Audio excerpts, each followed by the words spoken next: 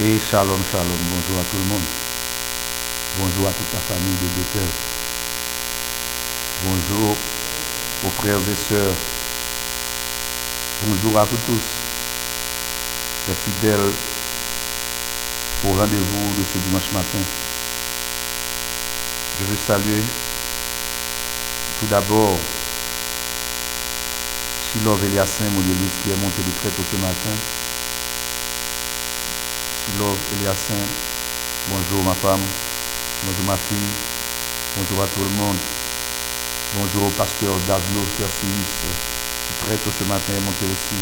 Bonjour pasteur Davlo et bonjour à sa femme, bonjour. Et à Siliane Raymond, bonjour à toute la famille, bonjour à chaque personne dans la maison du pasteur Davlo ce matin qui se connecte avec nous. Bonjour à Sandra Elisabeth Villasson, notre fille à nous. Bonjour Sandra. Il me semble que c'est... Bonjour. Bonjour, Pasteur Dave. Bonjour, Sandra Elisabeth Villasson.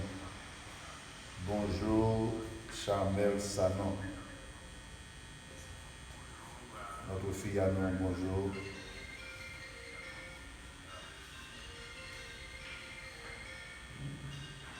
Bonjour.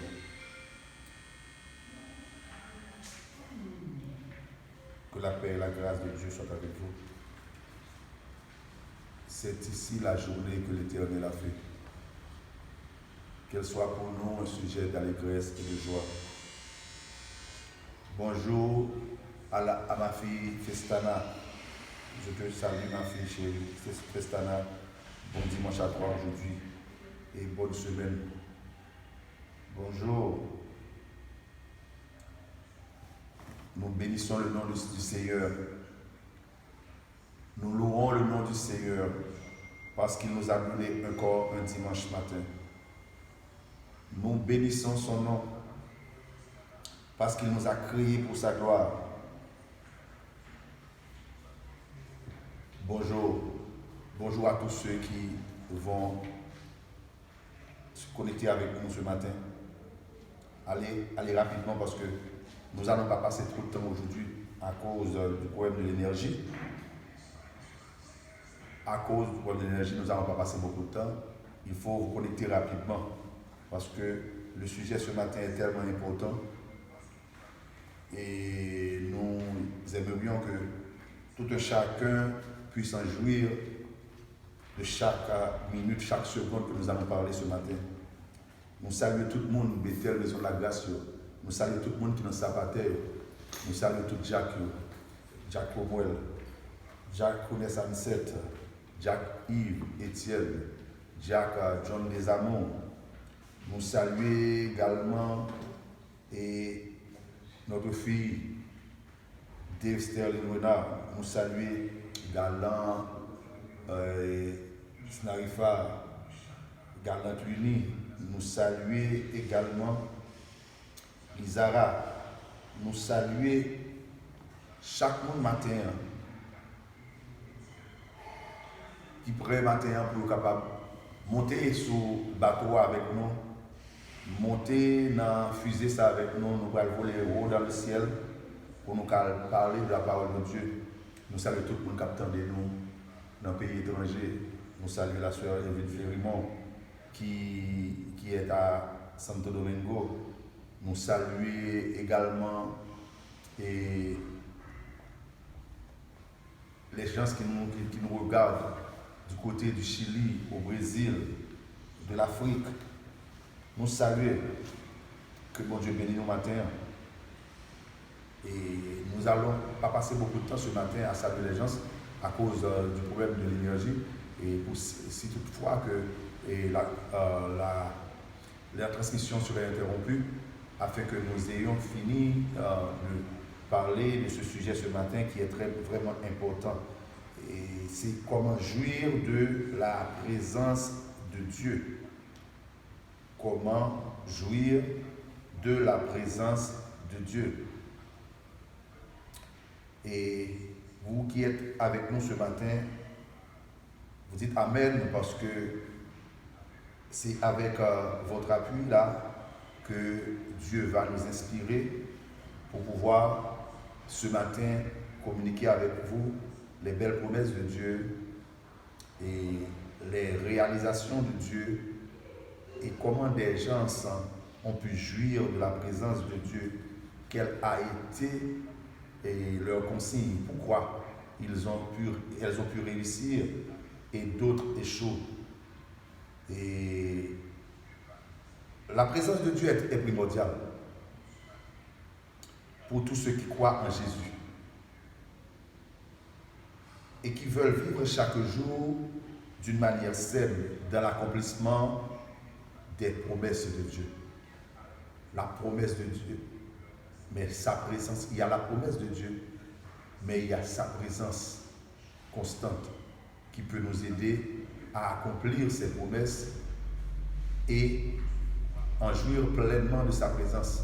Parce que nous ne pouvons pas jouir des promesses de Dieu sans que nous ayons jouir pleinement de sa présence. Mais c'est quoi la présence de Dieu exactement? C'est quoi la présence de Dieu? Avant la désobéissance d'Adam, Ève et lui étaient continuellement dans la présence de Dieu. À chaque moment, ils avaient la possibilité de communiquer avec Dieu et chaque seconde de la vie d'Adam et Ève, ils étaient toujours dans la présence de Dieu. Et c'est pourquoi nous parlons que Adam et Ève étaient couverts de la gloire de Dieu. Pourquoi? Parce que la présence de Dieu rayonnait sur la vie d'Adam et d'Ève avant la désobéissance, et chaque instant de leur vie était pour eux une opportunité de jouir, de parler avec Dieu. Ils étaient continuellement dans la présence de Dieu, c'est-à-dire ils pouvaient entendre la voix de Dieu, converser physiquement avec Dieu lui-même, parler et faire comprendre leur fait. Il faisait de sorte que à chaque moment, il jouissait pleinement de sa présence. La présence de Dieu est ce sentiment de confiance, de relation intime et de contact permanent avec Dieu, sans séparation ni perturbation. C'est ça la présence de Dieu. C'est un sentiment de confiance ou un état de confiance, de relation intime, de contact permanent, sans séparation ni perturbation. Mais comment en jouer pleinement? Si ça s'interrompt, si vous avez trouvé de l'interruption à chaque instant, il n'y a pas de problème parce que après vous aurez au complet l'enregistrement. Et on va faire après les séances que l'enregistrement puisse monter sur Facebook et afin que ce que vous avez perdu pendant ce live, vous allez le trouver dans l'enregistrement. Ne vous inquiétez pas. Mais il y a plusieurs phases, il y a plusieurs façons de jouir la présence de Dieu. Mais tout d'abord, pour jouir de la présence de Dieu, il y a 4 étapes que nous allons parler. Mais ce matin, nous allons prendre seulement une étape, un seul point. Et ce live-là sera poursuivi toute cette semaine. Nous allons parler comment jouir de la présence de Dieu.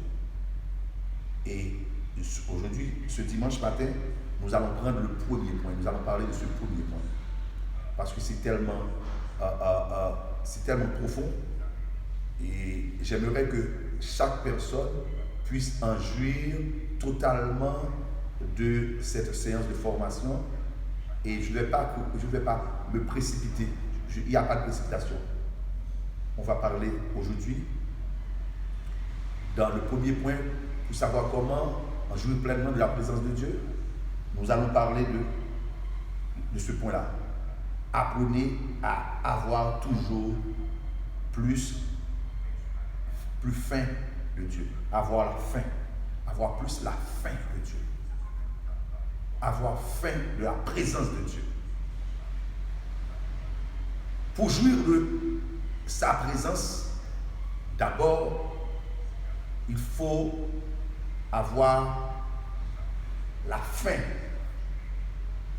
Il faut au grand goût, bon Dieu. Il faut au grand goût. Il faut un désir intense de rester dans sa présence. Il faut un désir intense de trouver les profondeurs. Il faut un désir intense de franchir la limite, d'aller plus loin que les autres.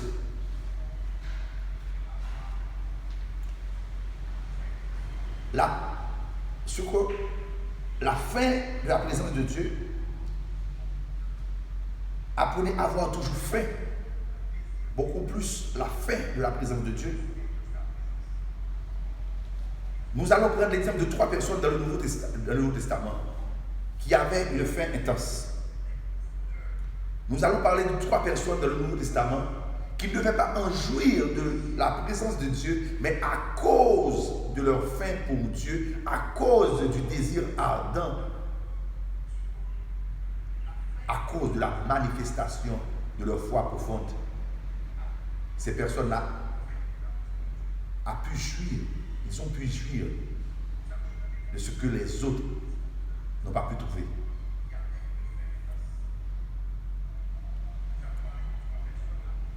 Jésus a dit dans Matthieu chapitre 5 verset 6, « Heureux ceux qui ont faim et soif de la justice, car ils seront rassasiés. » Heureux ceux qui ont faim et soif de la justice, car ils seront rassasiés.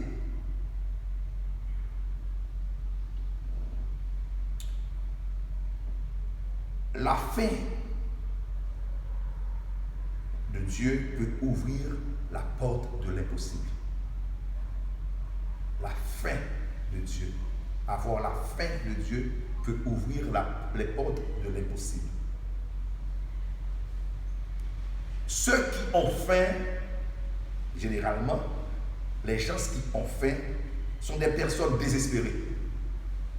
Ce sont des personnes désespérées et ces gens-là cherchent de la nourriture et pour trouver cette nourriture, parce qu'ils ont une faim intense, ils sont prêts à renverser tout, à renverser les barrières, à renverser les coutumes, à renverser les mœurs, les rituels, etc. Ils sont prêts à tout chambarder pour pouvoir manger, pour pouvoir trouver de quoi manger.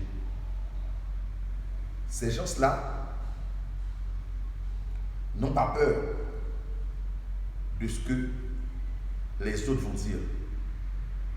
Ils n'ont pas peur de comment fonctionner, comment marcher et comment vivre dans la présence de Dieu, parce que l'important pour eux, c'est de trouver Dieu et de prendre la main de Dieu, ce qu'ils ont comme désir, ce qu'ils ont comme ce qu'ils cherchent, ce qu'ils veulent recevoir de Dieu.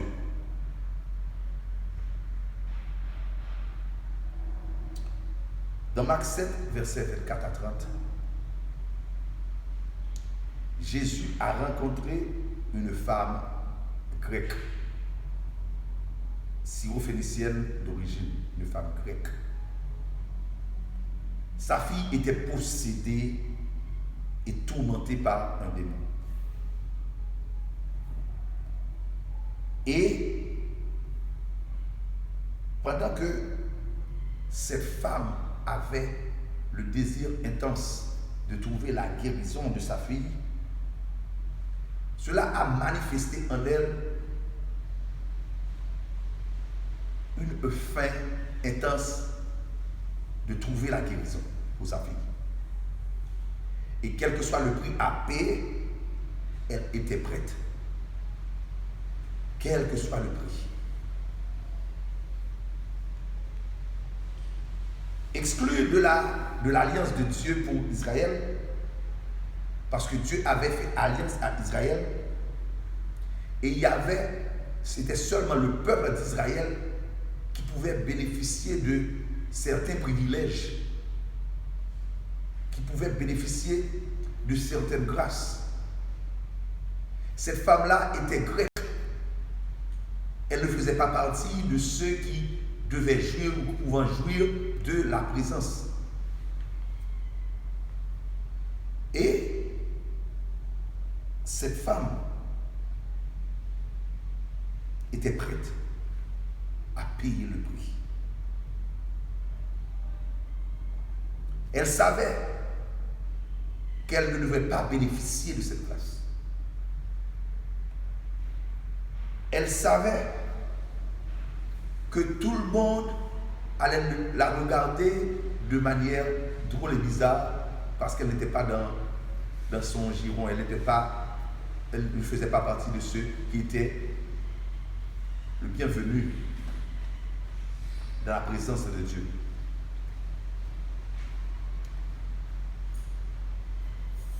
Pour elle, tout cela n'avait pas d'importance. Ce que les autres allaient dire n'avait pas d'importance. Comment on allait la regarder n'avait pas d'importance.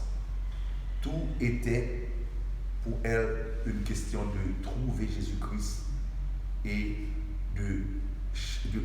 d'acquérir, de saisir la guérison pour sa fille.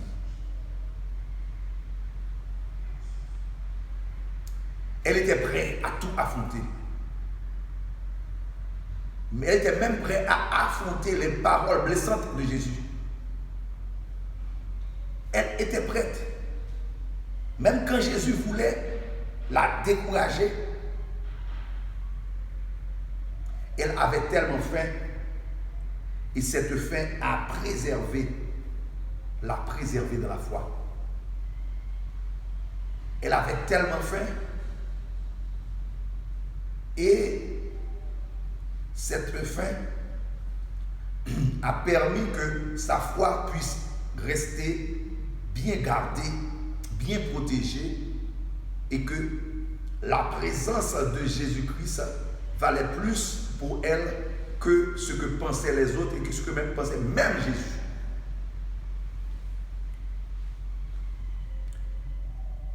Et quand Jésus lui a dit que la nourriture était réservée pour les enfants de la maison, même quand le pain n'était pas destiné, même que le pain était pour les enfants d'Israël, elle avait assez faim pour se rassasier des miettes. Waouh! Quelle poussée! Quelle audace! Quel désir! On est allé trouver quelqu'un pour lui demander de nous aider. On est allé trouver quelqu'un pour lui dire qu'on est dans l'embarras. Et cette personne on sait très bien qu'il peut faire quelque chose et c'est lui qui peut nous délivrer. À premier regard, à première vue, c'est une parole de découragement. La personne vous a lancé au nez. Ah non, je ne suis pas là pour vous. Hein. Je suis là pour mes enfants. Je ne suis pas là pour vous. C'est la nourriture de mes enfants. Je ne peux pas prendre de la nourriture de mes enfants et la jeter aux chiens. Quelle humiliation. Mais lorsqu'on a faim, lorsqu'on veut jouir pleinement de la présence et de la grâce de Dieu, Ce ne sont pas les paroles de quelqu'un qui va nous décourager. Non.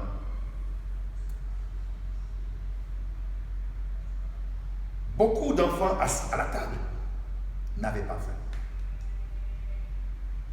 Mais ça fait déborder tellement, même les miettes étaient considérées comme plat de résistance à sa faim.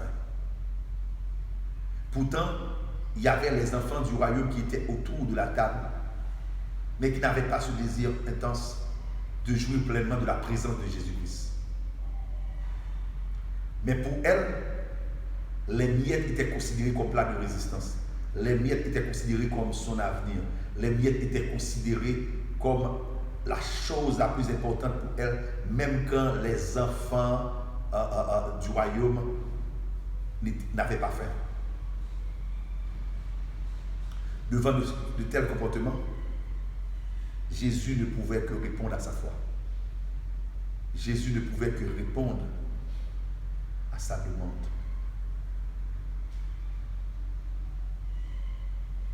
Et je peux vous dire que les affamés ont une faim de Dieu toujours plus grande. Les affamés ont une faim de Dieu toujours plus grande. Ils sortent des règles religieuses, des raisonnements traditionnels, pour chercher plus toujours la présence de Dieu. Recevoir toujours plus de force pour surmonter leurs problèmes. Et toujours plus de guérison et de miracles. Les personnes affamées rentrent au plus profond de Dieu pour trouver de quoi satisfaire à leur faim. Les personnes affamées sont là et sont toujours à la recherche de la présence de Dieu. Pour jouir de cette présence, il faut un désir intense. Pour jouir de cette présence, il faut aller au plus profond. Pour jouir de la présence de Dieu, il faut faire ce que les autres refusent de faire ou ce que les autres peuvent comprendre que c'est de l'humiliation. Seul Jésus peut assouvir à cette faim-là. Seul Jésus peut donner à cette faim une satisfaction aussi profonde que même la personne qui l'a reçue ne pourra pas croire de ses yeux. Même la personne qui a reçu cette grâce. La première personne que j'ai mis son portrait pour vous, c'est cette femme, cette syrophénicienne, cette femme grecque qui avait la faim de jouir de la présence de Dieu. Mais pourquoi? Pour trouver la guérison de sa fille qui était tourmentée par un démon. Mais, toujours au Nouveau Testament, le docteur Luc nous parle d'une autre personne qui avait aussi une faim intense. Il était centenier à Césarée. Il était quelqu'un qui n'était pas juif. Il était païen, encore comme cette femme grecque, encore comme cette femme syrophénicienne. Ce centenier n'avait pas la loi du peuple d'Israël, mais la loi n'était pas faite pour lui. Mais lui, il désirait tellement de jouir de la présence de Dieu que quoique païen, il cherchait continuellement la présence de Dieu. Dans Actes chapitre 10, on parle de Corneille qui jeûnait, priait constamment et donnait généreusement aux pauvres ce qu'il avait. Pourquoi? Parce qu'il avait la faim de jouir de la présence de Dieu. Il voulait jouir de la présence de Dieu. Et il jeûnait, il priait continuellement. Il avait en lui un désir de rencontrer Dieu, de voir au-delà des regards humains, d'écouter des choses que seulement l'Esprit pouvait lui donner, de rencontrer des gens tout comme lui. Lorsqu'il les entend parler, il pourra comprendre ce que c'est de jouir la présence de Dieu.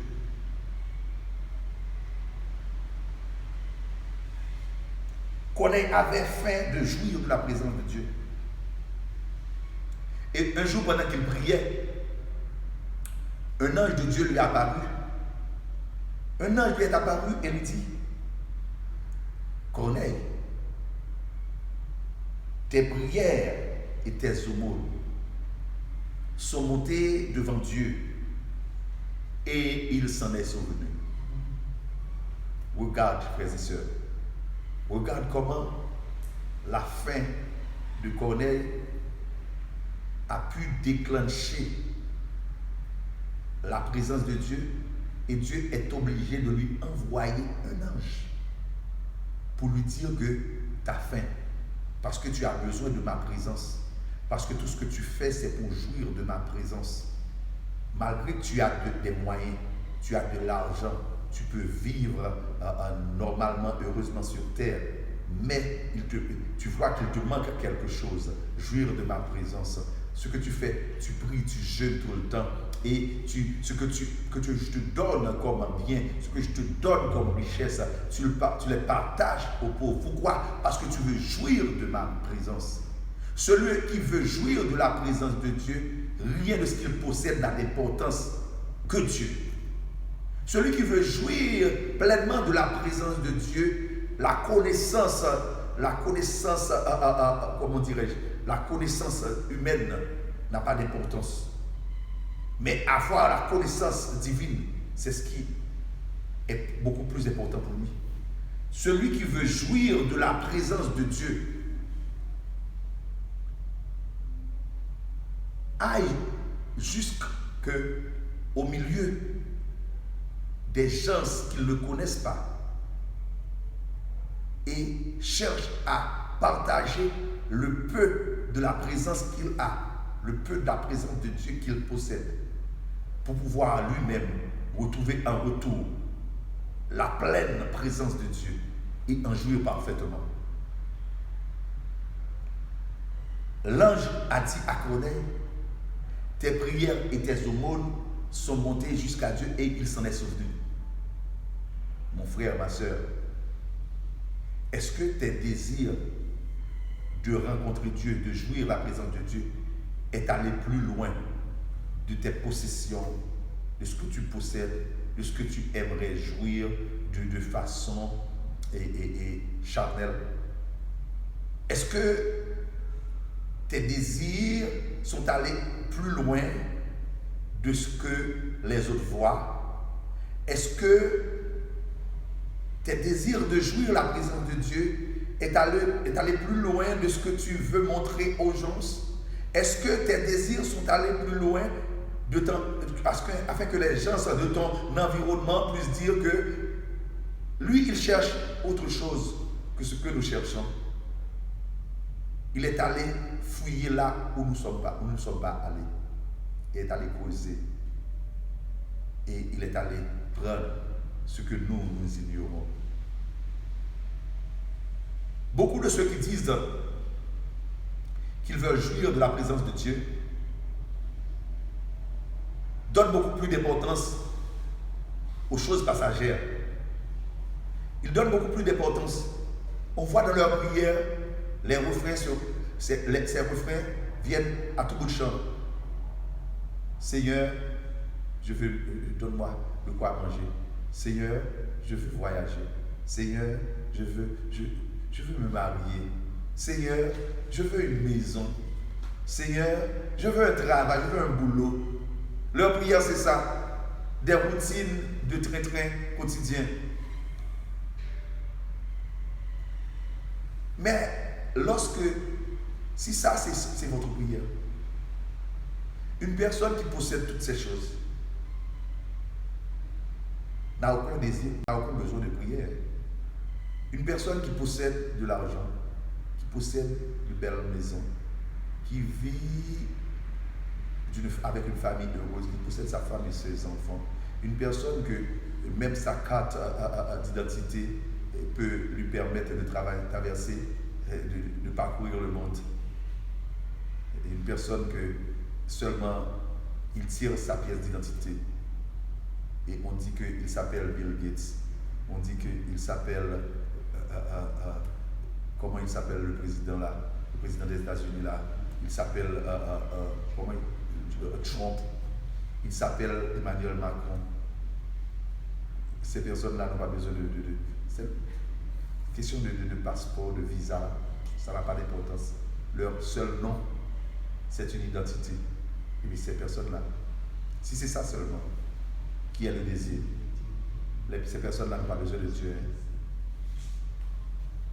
Et Corneille avait compris ça. Corneille l'avait compris. Quoi qu'il était en position de force en Israël, quoi qu'il était le représentant de l'Italie à cette époque. Mais il savait que ces choses-là ne pouvaient pas le rendre heureux. Et il est allé plus loin. Il est allé chercher de la présence de Dieu. Jouir de la présence de Dieu. Ce qu'il avait comme bien, comme richesse, comme moyen, il utilisait ça pour dire, bon, puisque je ne connais pas encore Dieu, peut-être si je donne ce que j'ai, Dieu va pouvoir comprendre que j'ai besoin de sa présence et il aura pitié de moi. Et Corneille, dans ses aumônes, de ses prières, est allé décrocher un ange. Il est allé jusqu'au profond de Dieu et lui dire, hey, certainement, je ne te connais pas, mais je te prie. Certainement, je ne te vois pas, mais je sais que tu es là. Certainement, je sais que quand j'aurai te trouvé, les choses ne seront plus pareilles. Je veux de toi plus que toute chose. Je veux de toi plus que toute autre chose. Et l'ange lui a dit que tes prières ont été exaucées. Tes aumônes, ce que tu as fait, a déclenché en Dieu ce qu'on appelle un souvenir. Dieu s'est souvenu de vous. Et Corneille, en quelque sorte, l'ange lui a dit d'envoyer chercher Pierre, qui est à Jaffa, qui est à Joppé. Et Pierre, pendant qu'il priait, Pierre, il a reçu une vision où Dieu lui a montré qu'il y avait une corbeille qui contenait des volailles, des reptiles, tout ce qui n'était pas normal en tant que juif de consommer comme nourriture. Il n'était pas normal qu'on mange des vipères, il n'était pas normal qu'on mange des serpents. Et Pierre a vu qu'en songe, cette corbeille est descendue vers lui et que l'ange du ciel lui a dit, tue et mange, tue et mange. Comme Pierre, lui, malgré qu'il était baptisé de cet esprit, mais il voulait jouir autant plus de la présence de Dieu, il voulait jouir autant plus de la grâce de Dieu. Et Pierre, pendant qu'il continuait à prier, il y a des gens là, parce qu'ils commencent à parler en langue, parce que Dieu leur a permis de faire quelques miracles, parce qu'ils ont déclaré quelque chose sur la vie des gens, et ce qu'ils ont déclaré sont arrivés, et ils pensent qu'ils sont déjà pleinement remplis de la présence de Dieu. C'est plus important de continuer à chercher la présence de Dieu. Mais pourtant Pierre, lui, qui était avec Jésus, il vivait avec Jésus. En plus, il était disciple de Jésus-Christ. C'est-à-dire que quelqu'un qui a vu et qui a entendu parler Jésus. Mais il avait toujours la soif de jouir plus de la présence de Dieu. Et c'est pourquoi lorsque Jésus-Christ lui a demandé de ne pas s'écarter de Jérusalem, de rester jusqu'à ce qu'il trouve ce que Dieu a promis à ses serviteurs. Et il était resté jusqu'à ce qu'il a trouvé la plénitude de la présence de Dieu. Il était rempli de cet esprit. Et en un seul jour, Pierre a parlé et 3000 âmes étaient venues à la connaissance de la parole de Dieu. Mais Pierre avait toujours besoin d'aller plus loin. Il continuait à prier et à jeûner. Voilà. Nous prions, parfois nous prions, Seigneur, je veux être rempli de ton esprit. Et c'est ça la prière. Et lorsque Dieu vous a permis, dans la grâce, de pouvoir toucher de sa présence, vous êtes tellement rassasié, que vous pensez que c'est ça seulement qu'il y a dans Dieu. Il y a beaucoup plus. Il faut aller plus fond. Et Pierre est allé plus fond. Parce que lorsque nous entrons plus fond dans la présence de Dieu, il y a certaines choses que nous n'avons pas compris auparavant et que Dieu va nous révéler maintenant. Et c'est pourquoi, mon frère et sœur, si tu ne comprends pas certaines choses et que Dieu utilise un de ses serviteurs pour les faire, cessez de dire que ces gens-là sont du diable. Cessez de dire que ces gens-là, ils pratiquent de la sorcellerie. C'est parce que tu n'as pas encore reçu la révélation sur certaines choses, et c'est pas parce que Dieu ne t'a pas encore révélé certaines choses que pour toi ces choses-là sont des choses de l'ennemi. Pierre continuait à prier et à jeûner. Et Dieu a permis à Pierre de comprendre qu'il n'était pas seul à chercher la présence de Dieu. Il n'était pas seul à avoir faim de Dieu. Il y avait des païens, ceux que lui, il pouvait appeler des païens, qui avaient aussi faim de la présence de Dieu. Et pendant qu'il priait, Dieu a dit à Pierre de se rendre chez Corneille avec les hommes, les envoyés. Parce que pendant qu'il priait, la porte était, on frappait à la porte. Les gens de Césarée étaient venus et ils ont dit à Pierre que notre maître, un homme qui a la craintif pour Dieu, qui craint Dieu, voulait vous rencontrer. Et Dieu lui a dit à Pierre, voici ce que je t'ai montré, voici ce que je t'ai dit, va avec ces hommes-là, n'aie pas peur, va avec eux. Et lorsque Pierre était arrivé, la faim de Corneille pour la présence de Dieu était tellement intense pendant que Pierre commençait à parler de la part de Dieu.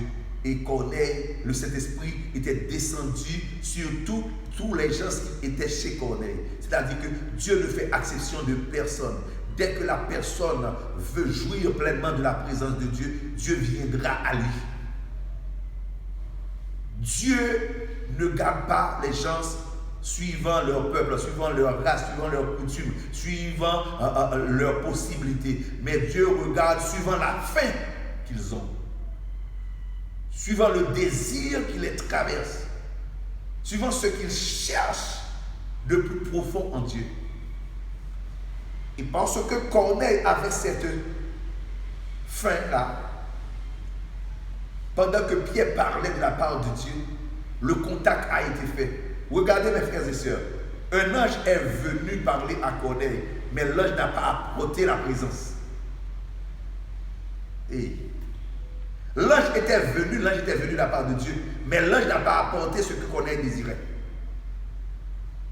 Mais Pierre a apporté ce qu'il cherchait. Pourquoi? Parce que la faim de Pierre a rencontré la faim de Corneille. Aïe, aïe, aïe. La soif de Pierre a rencontré la soif de Corneille. Parce que Pierre avait toujours besoin de connaître plus Dieu. Et bien Dieu l'a envoyé vers quelqu'un qui avait aussi le même désir.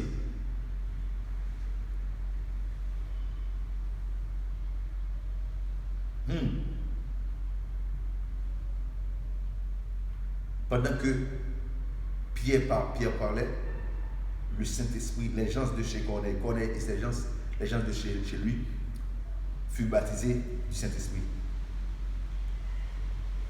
Et le Saint-Esprit avait le désir intense de répondre aux besoins spirituels de Corneille. Lui et tous les gens qui étaient chez lui, qui étaient à sa maison. Et Pierre a compris que si le Saint-Esprit pouvait descendre sur les païens, qu'est-ce qui peut les empêcher de recevoir le baptême d'eau? Je vous dis, mon frère, mes frères et sœurs, que la présence de Dieu est plus que toute autre chose. Et quelqu'un qui a trouvé la présence de Dieu, il n'y a aucune limite pour cette personne-là. Il n'a rien qu'il ne pourra pas franchir. Il n'a aucun endroit où il ne peut pas se rendre.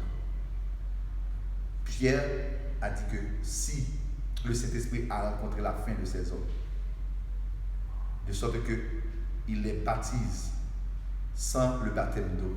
Parce que pour Pierre, auparavant, pour que quelqu'un puisse recevoir le baptême du Saint-Esprit, il faut que cette personne soit baptisée d'eau. C'est normal, peut-être, c'est la loi juive, c'était la loi. Mais lorsqu'il a pu voir que le Saint-Esprit est donné aux païens sans le baptême d'eau, Pierre a pu comprendre que Dieu a des enfants partout. Son peuple est partout. Mes frères et sœurs, le jeûne éveille dans l'esprit une faim bien plus profonde que la faim temporaire ressentie dans la chair. Laisse-moi répéter cette phrase pour vous. Le jeûne et la prière éveillent dans l'esprit une faim bien plus profonde que la faim temporaire ressentie dans la chair. Ayez faim de Dieu et il vous rassasiera. Ayez la faim de Dieu. Et la troisième personne que je vais vous parler, et la dernière aussi, pour ce matin, pendant que Jésus-Christ traversait les villes, il marchait. Il y a beaucoup de personnes, beaucoup de lieux que Jésus-Christ se rendait où il n'a pu faire aucun miracle. Il ne pouvait faire aucun miracle. Est-ce que c'est parce que Jésus-Christ ne voulait pas? Oui. Est-ce que c'est parce que Jésus-Christ n'avait pas le désir? Oui, il avait le désir. Mais dans ces villes-là, personne n'avait fait. Personne n'avait le désir. Et arrivé à Capernaum, il a trouvé un centenier romain dont le serviteur était paralysé. Et il était paralysé et souffrant. Mais ce centenier savait que une seule parole de Jésus-Christ suffirait pour guérir son serviteur. Il avait faim de voir la guérison de son serviteur. Il avait le désir en lui dit, si je trouve Jésus, si seulement il pouvait dire un mot, un seul mot, mon serviteur va trouver de la guérison, sera guéri.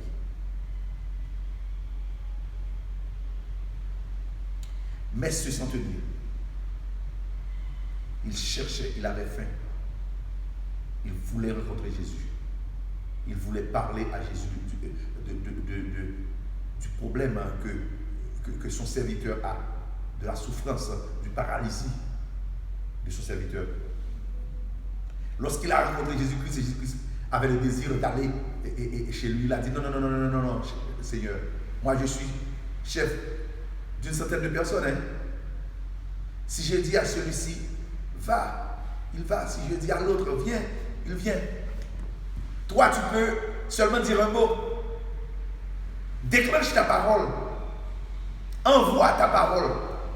Parce que si moi qui suis un simple centenier peut dire à une personne de venir, il va venir. Si je dis à une autre d'aller, il va se rendre là où je lui ai dit. Et toi, Seigneur, qui possède la parole, toi dont la présence fait trembler les portes de l'enfer, Dis seulement un mot et mon serviteur sera guéri. Aïe, aïe, aïe. Lorsque Jésus eut entendu ces paroles, Jésus était plein d'admiration, il était tombé d'admiration pour cet homme. Et il a déclaré, il a dit, il était même étonné.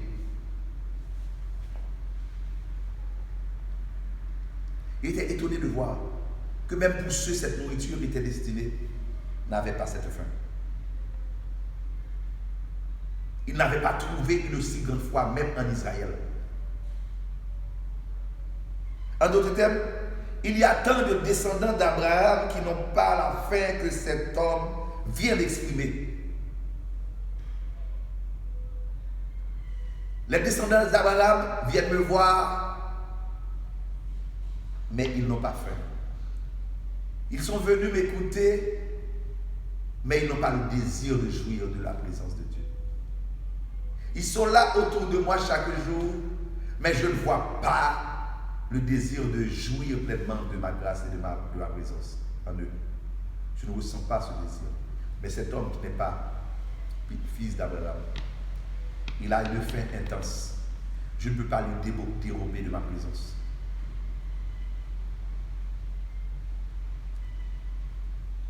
Dans Matthieu chapitre 8, 5 à 13, où nous trouvons ce récit, nous trouvons ça. Jésus-Christ a démontré que si quelqu'un avait la soif ou bien la faim de jouir de la présence de Dieu, rien ne peut l'arrêter. Fût-il païen ou juif.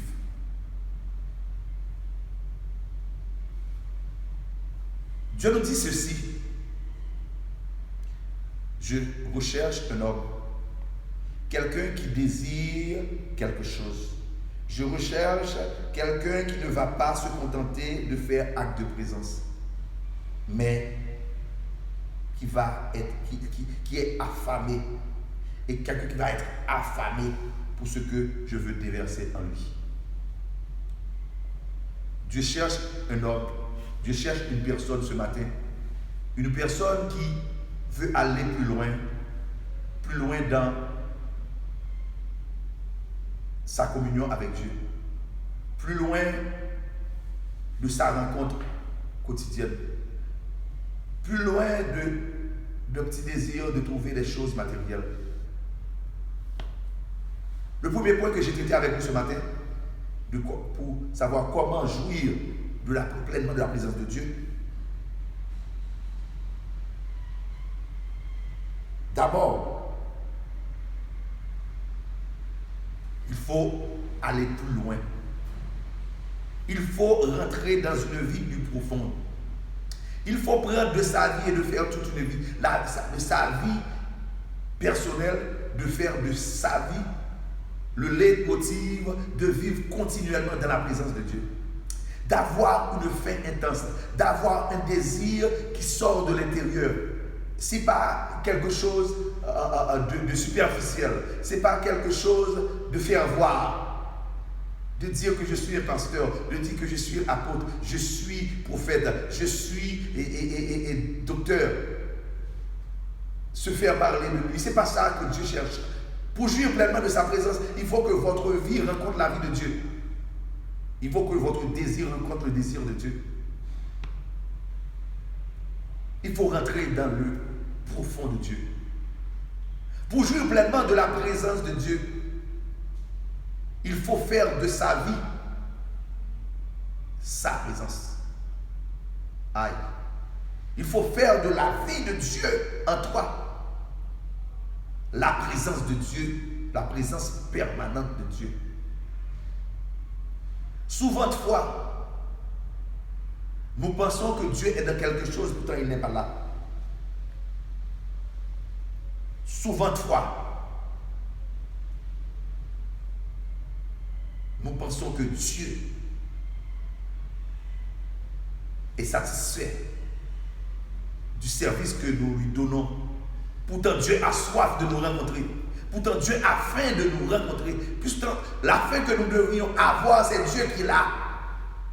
Ce matin, que Dieu vous donne une faim, que Dieu vous donne un désir intense, que Dieu vous donne une faim de la chercher, de la trouver.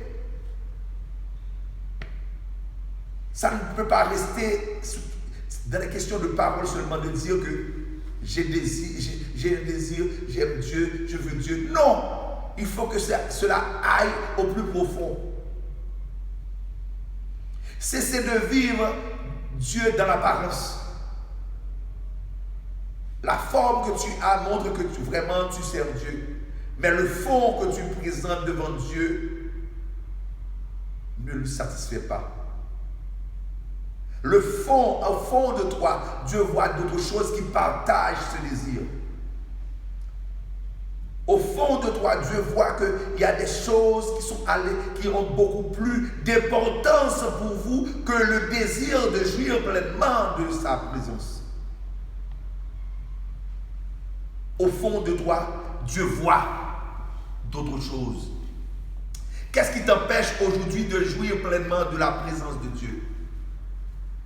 Qu'est-ce qui t'empêche aujourd'hui de rentrer pleinement dans l'accomplissement de sa présence? Qu'est-ce qui t'empêche aujourd'hui d'aller plus profond avec Dieu?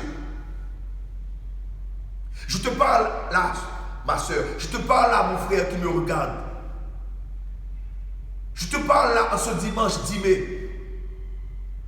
Quel est l'obstacle qui empêche à la présence de Dieu de triompher dans ta vie? Quel est l'obstacle qui empêche que tu rentres dans le summum de Dieu? Je te parle ce matin.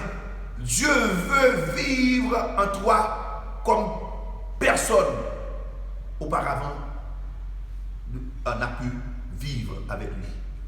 D'ailleurs, chaque personne est d'une importance pour Dieu. Chaque individu. Dieu veut avoir une connexion spéciale avec chaque individu.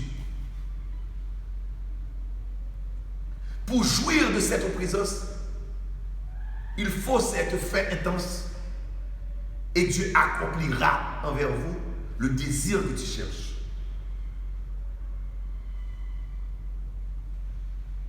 C'est le premier point qu'on a parlé aujourd'hui, de la faim. Pour jouir de sa présence, on doit avoir la faim de Dieu. Et mercredi prochain, nous allons continuer avec ce sujet. Que Dieu vous bénisse ce matin. Que Dieu vous garde ce matin. Que Dieu mette en vous ce désir intense, cette faim intense. Que Dieu mette en vous cette faim intense. Que vous ayez ce désir intense de rencontrer Dieu, de jouir pleinement de sa présence. Au nom de Jésus. Amen. Pas encore parce que je n'ai pas salué les gens là, hein? Et je dois saluer mes fidèles.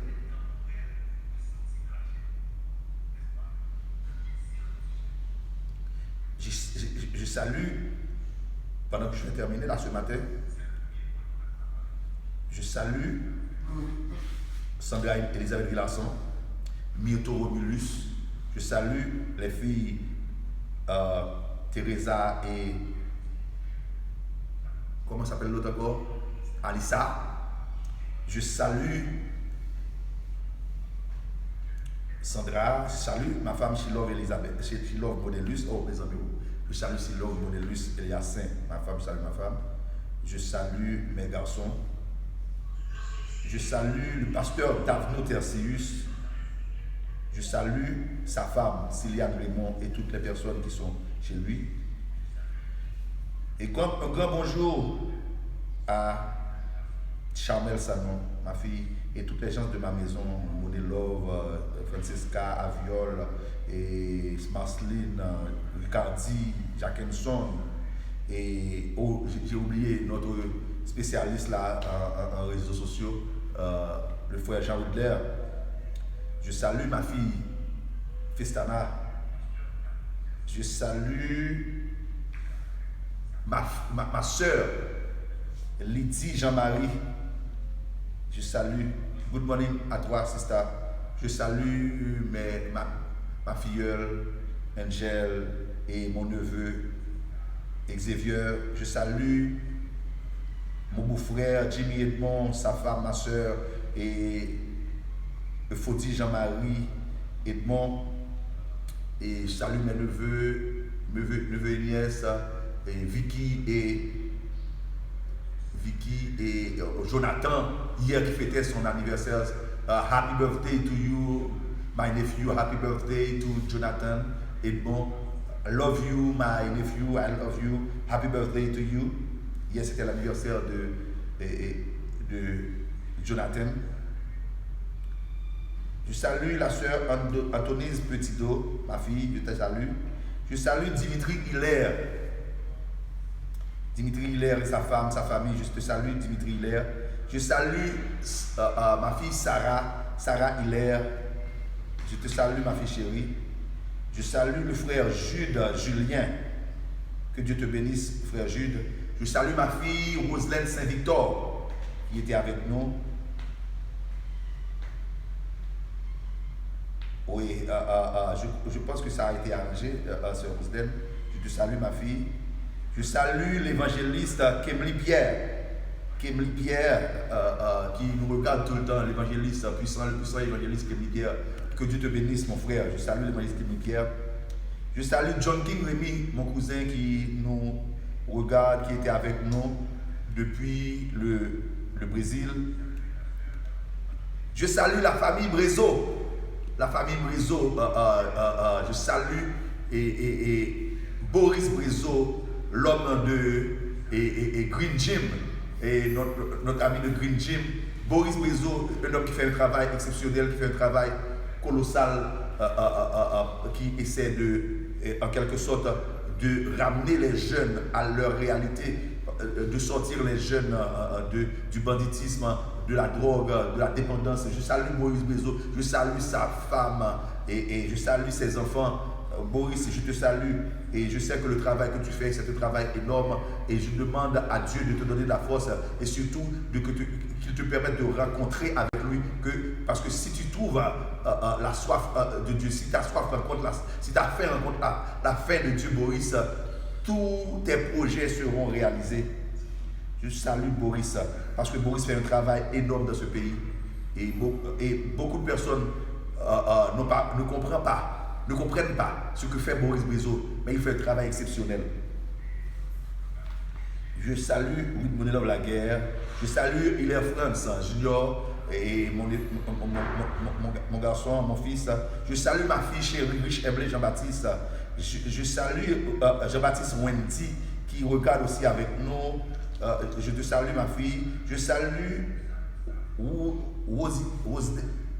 Jésus-Ka, Rosdek Cadet Jésus-Ka, sa femme, je salue ta femme aussi. Je salue Schneider Compère, notre cousin qui regarde avec nous. Je salue Schneider. Bonjour à toi aussi, Mito. Je salue Patricia Jean qui était avec nous. Je salue ma fille chérie Kadan Matana. Je profite de l'occasion de saluer aussi Kadan Mika. Je salue tous les Kadan. Je salue votre père, votre mère. Je vous salue. Je salue Franz Estinor. Estinor, je te salue mon frère. Franz Estinor, c'est un policier qui était avec nous à Pétionville, maintenant qui vit avec sa femme du côté des États-Unis. Je salue lui, Vladimir Stéphane, et sa fille et sa femme Patricia, ma fille. Je salue lui, Vladimir Stéphane et Patricia. Je salue, alléluia.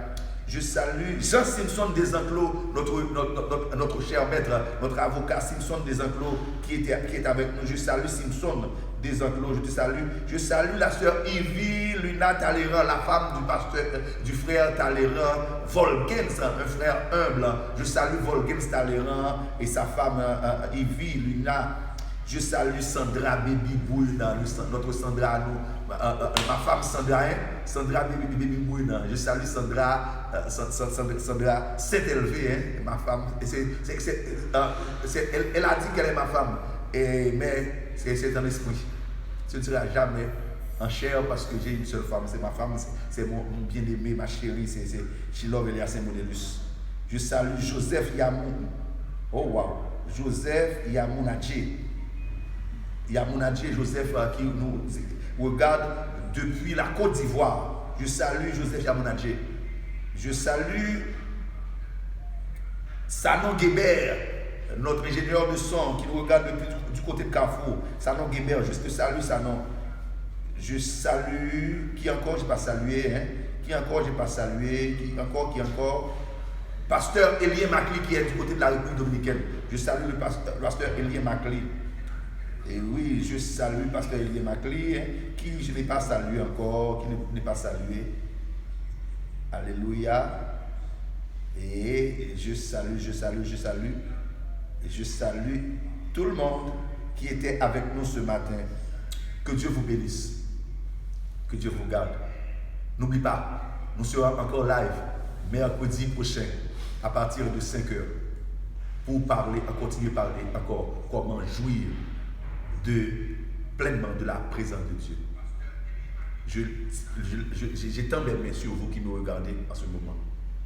Et je déclare dans le nom de Jésus qu'une bénédiction intense soit votre partage en ce jour. Que ce que vous avez pu faire le mois dernier, que vous pouvez le faire en ce mois-ci. Que ce que vous n'avez pu faire hier, que Dieu vous donne la grâce de le faire aujourd'hui. Que Dieu vous bénisse, qu'il vous comble abondamment de sa grâce. Dans le nom de Jésus. Bonne journée à vous. Que Dieu vous bénisse.